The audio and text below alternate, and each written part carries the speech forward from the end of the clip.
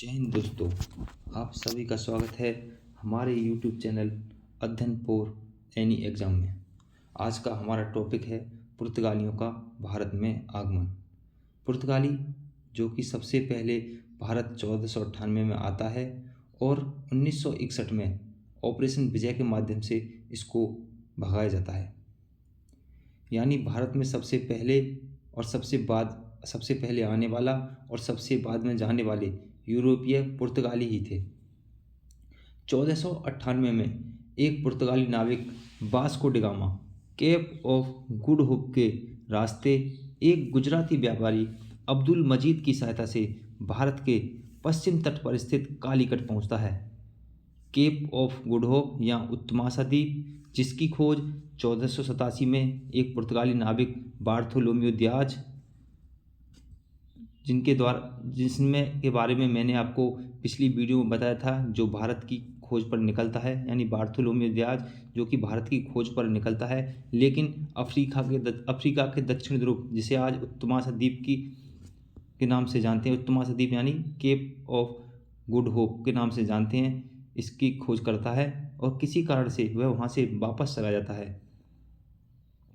इसके बाद Vasco da gamma इसी केप ऑफ गुड होप या उत्तमासा द्वीप के रास्ते भारत आता है, जहां इसकी मेहमानबाजी जमोरिन नाम की उपाधि रखने वाले राजा द्वारा की जाती है। यह राजा से व्यापार करने की परमिशन लेता है और यहाँ से मसाले और जड़ी बूटियाँ लेकर यूरोप जाकर बेचता है, जिससे यह 60 गुना मुनाफा कमाता है। यह भारत की समृद्धि के बारे में वहाँ बताता है। और इसके बाद दूसरा नाविक पेड्रो अल्वारेज कैब्राल 1503 में समुद्री बेड़े के साथ में भारत आता है और यहाँ से व्यापार करके वापस यूरोप चला जाता है। 1502 ईस्वी में वास्को डी गामा दोबारा भारत में आता है। इसके उपरांत 1503 में प्रथम फैक्ट्री कोचीन में खोली जाती है। फैक्ट्री के बारे में आपको बता दूं कि जो यूरोपीय कंट्री थी, इनका मकसद था कि धन लूटना, यानी ये किसी भी देश में कब्जा स्थापित करते थे, वहाँ अपना उपनिवेश और कॉलोनी बनाते थे, वहाँ पर कारखाने खोलते थे और कारखाने के माध्यम से कच्चे माल को रिफाइन करके जो प्रोडक्ट बनता था उसको अपने देश में ला के बेचते थे और कई गुना मुनाफा कमाते थे। कारखाने खोलने का जो इनके पीछे मकसद था, जैसे कहीं बहुत ज़्यादा बर्फ़ पड़ती है या बहुत ज़्यादा रेतीला इलाका है जहाँ हम धान, गेहूँ, जौ, कपास इत्यादि नहीं पैदा कर सकते, तो यह जहाँ अपनी कॉलोनी स्थापित करते थे उन देशों में से ये कच्चा माल लेते थे, इनको कारखानों में फिर रिफाइन कराते थे और जो भी प्रोडक्ट बनता था उसको लेके अपने देश में ले जाते थे और वहाँ उसका उपयोग करते थे और मुनाफा कमाते थे। इसी तरीक़े से इन्होंने अपना पहली फैक्ट्री 1503 में कोचीन में खोली। देश की आर्थिक समृद्धि देखते हुए पुर्तगालियों ने एक नीति बनाई, जिसके तहत उन्होंने वायसरायों की नियुक्ति करनी प्रारंभ कर दी और उन वायसरायों को भारत भेजना प्रारंभ कर दिया। इसी नियुक्ति के तहत फ्रांसिस्को दे अल्मेडा 1505 में प्रथम पुर्तगाली वायसराय भारत में आया। इसने सर्वप्रथम कोचीन का दुर्गीकरण करा के उसको अपना मुख्यालय बनाया और इसके बाद इसने एक ब्लू वाटर पॉलिसी लागू की।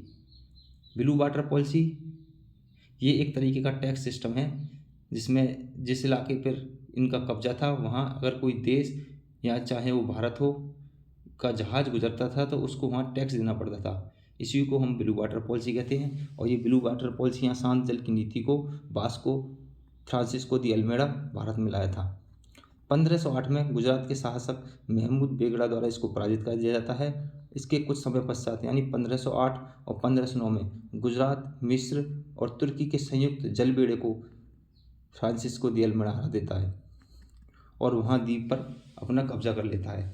इसके बाद 1509 में अल्फांसो दी अल्बुकर्क भारत में वायसराय बनकर आता है और यह 1510 में बीजापुर के शासक यूसुफ आदिल शाह से गोवा को छीन लेता है, जिस कारण से इसको पुर्तगालियों का वास्तविक संस्थापक कहा जाता है।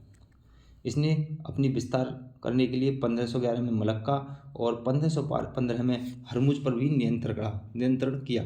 इसने भारत में ईसाई धर्म का प्रचार करवाया तथा पुर्तगालियों को सलाह दी कि वह भारतीय स्त्रियों से विवाह करें ताकि वह लंबे समय तक वहाँ रह सकें। 1515 में इसकी मृत्यु हो जाती है। इसके बाद वास्को डी गामा 1524 में भारत में आया। और इसकी अभी क्वेश्चन पूछा जाता है कभी कभी कि वह कौन सा पुर्तगाली वायसराय था जिसकी गोवा में कब्र है। तो वास्को ड गामा की 1529 में गोवा में मृत्यु हो जाती है और इसकी कब्र भी गोवा में है। मैं आपकी जानकारी के लिए बता दूं कि इसके बीच में भी और वायसराय आए थे, लेकिन जो महत्वपूर्ण हैं उनको मैंने इसमें आपको बताया है और जो महत्वपूर्ण नहीं है उनको छोड़ दिया है। तो 1529 में नूनो दी कूना भारत का वायसराय के रूप में भारत में आता है। यह अल्बुकर्क का वास्तविक उत्तराधिकारी था, क्योंकि इसने 1530 में कोचीन की जगह गोवा में मुख्यालय बनाया था और गोवा को अल्बुकर्क ने बीजापुर के शासक से 1510 में जीता था। इसी कारण से इसको अल्बुकर्क का वास्तविक उत्तराधिकारी कहा जाता है। इसने सेंथोम मद्रास में स्थित तथा हुगली बंगाल में अपनी बस्तियां बनाई और 1534 में इसने बेसिन पर अधिकार किया। 1535 पर इसने द्वीप पर भी अधिकार किया। कुछ समय के पश्चात इनकी सत्ता डिक्लाइन होनी शुरू हो जाती है, यानी डचों, अंग्रेज़ों और यूरोपीय कंपनियों द्वारा इन पर हमले या इनसे कब्जे छीने जाते हैं, जिस कारण से इनका यहाँ से डिक्लाइन होना शुरू हो जाता है। जैसे 1596 में डचों ने दक्षिण पूर्व एशिया से इनको बाहर कर दिया। 1612 में सूरत में अंग्रेज़ों ने इनको पराजित किया। 1641 मलक्का अंग्रेज़ों ने छीन लिया। 1659 में श्रीलंका डचों के पास चला गया और 1663 में मालाबार के सभी दुर्ग डचों के पास चले गए। पुर्तगालियों की भारत के लिए देन जो थी वो थी, भारत में इन्होंने सबसे पहले प्रेस के प्रारंभ यानी प्रेस छापाखाना का प्रारंभ पुर्तगालियों द्वारा ही किया गया। सबसे पहले तंबाकू की खेती 1508 में दक्षिण भारत में पुर्तगालियों ने की। इसके बाद उत्तर भारत में शाहजहाँ तंबाकू खेती ले गया था। और बहुत सारे जो आजकल हम रोज़मर्रा की ज़िंदगी में जो हमारी दैनिक दिनचर्याओं में शामिल हो चुके हैं फल, जैसे पपीता, अनानास, लीची, संतरा और जैसे आलू, शकरकंद, मूंगफली, काजू और बादाम की खेती सबसे पहले पुर्तगालियों ने ही भारत में की।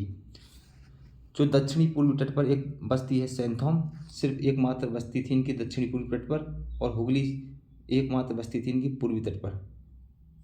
आज की क्लास यहीं समाप्त। धन्यवाद।